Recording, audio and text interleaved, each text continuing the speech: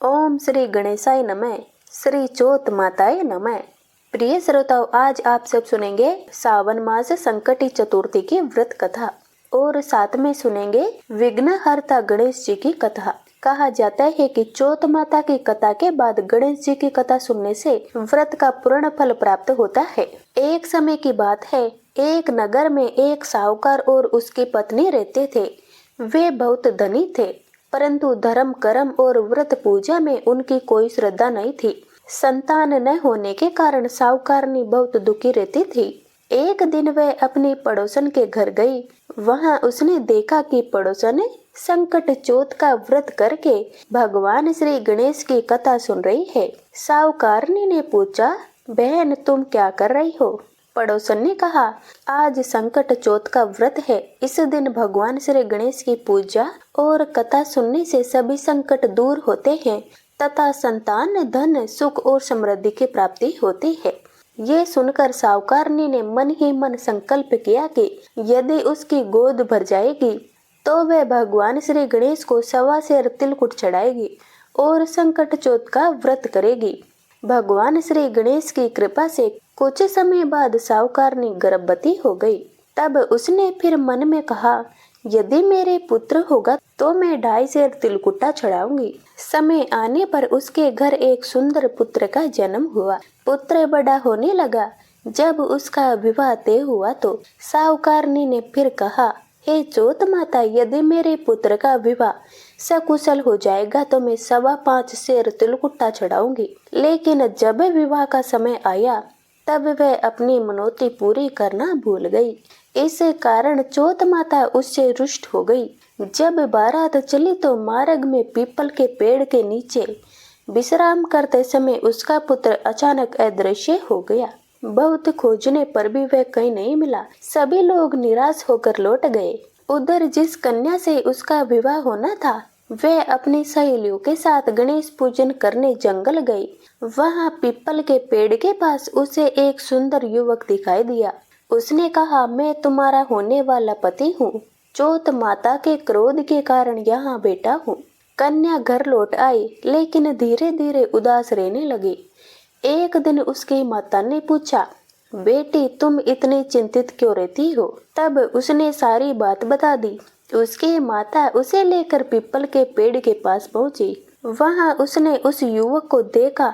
युवक ने कहा, मेरी माता ने संकट चौथ के दिन भगवान गणेश से मनौती तो मांगी थी, लेकिन पूरी नहीं की, इसलिए चौथ माता ने मुझे यहाँ रोक रखा है।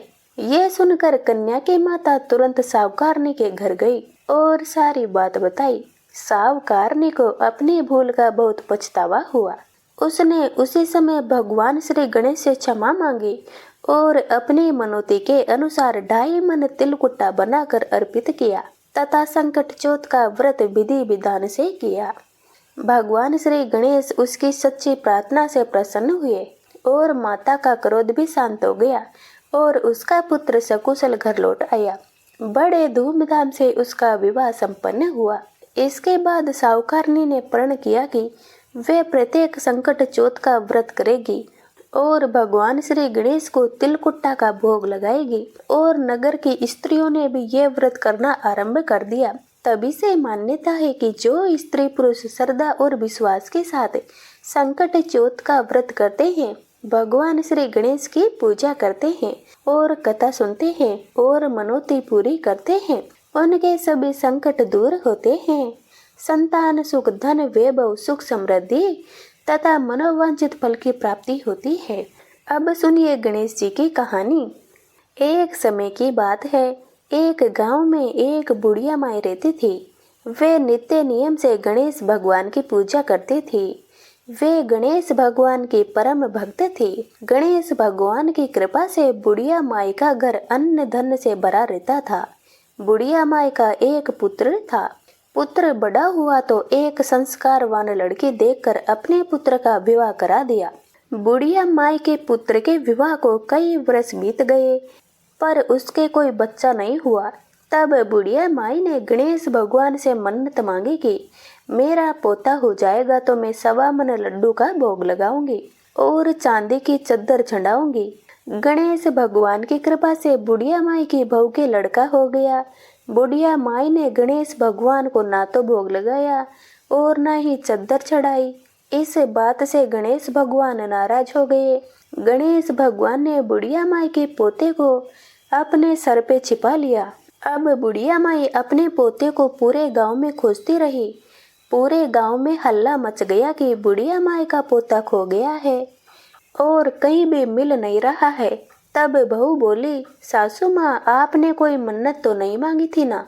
तब बुढ़िया माई को याद आया और बोली, मैंने 1.25 मन लड्डू का भोग और चांदी का चद्दर गणेश जी को चढ़ाने के लिए बोला था। इतना याद आते ही गणेश भगवान ने उनके पोते को छोड़ दिया और पोता मिल गया।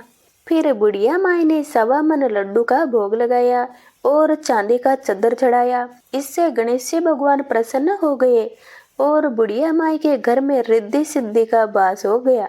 हे गणेश जी महाराज, आपकी कहानी कहने, सुनने वाले और हुंकार भरने वाले सभी पर प्रसन्न रहना, सभी के घर में रिद्धि सिद्धि का वास रखना। सभी प्रेम से बोलिए गणेश जी भगवान की जय, चौथ माता की जय। अब सुनिए गणेश जी भगवान की आरती। जय गणेश जय गणेश जय गणेश देवा, माता तेरी पार्वती पिता महादेवा। जय गणेश जय गणेश जय गणेश देवा, माता तेरी पार्वती पिता महादेवा। एक दंत दयावंत 4 भुजधारी, मस्तक पर सिंदूर सोहे मूसे की सवारी। जय गणेश जय गणेश जय गणेश देवा, माता तेरी पार्वती पिता महादेवा।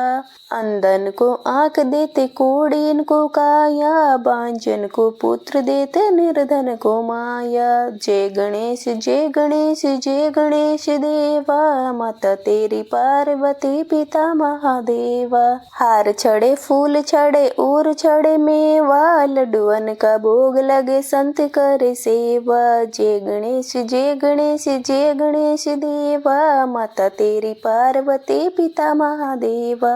दीनन की लाज रखे शंभु सुते वारी, कामना को पूरी करो जग बलिहारी। जय गणेश जय गणेश जय गणेश देवा, माता तेरी पार्वती पिता महादेवा। जय गणेश जय गणेश जय गणेश देवा, माता तेरी पार्वती पिता महादेवा। तो सभी प्रेम से बोलिए भगवान श्री गणेश की जय।